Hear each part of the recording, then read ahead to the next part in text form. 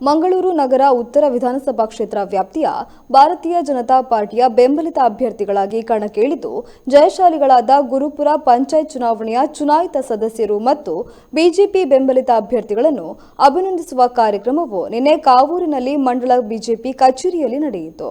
ಶಾಸಕರಾದ ಡಾ ವೈ ಭರತ್ ಶೆಟ್ಟಿ ಅವರು ಚುನಾಯಿತ ಪ್ರತಿನಿಧಿಗಳನ್ನು ಮತ್ತು ಪಕ್ಷದ ಬೆಂಬಲಿತ ಅಭ್ಯರ್ಥಿಗಳನ್ನು ಅಭಿನಂದಿಸಿದರು. ಈ ಸಂದರ್ಭದಲ್ಲಿ ಉತ್ತರ ಮಂಡಲ ಬಿಜೆಪಿ ಅಧ್ಯಕ್ಷರಾದ ತಿಲಕ್ ರಾಜ್ ಕೃಷ್ಣಾಪುರ, ಮಂಡಲ ಪ್ರಧಾನ ಕಾರ್ಯದರ್ಶಿಗಳಾದ ರಾಜೇಶ್ ಕೊಟ್ಟಾರಿ ಸೇರಿದಂತೆ ಅನೇಕರು ಜೊತೆಗಿದ್ದರು.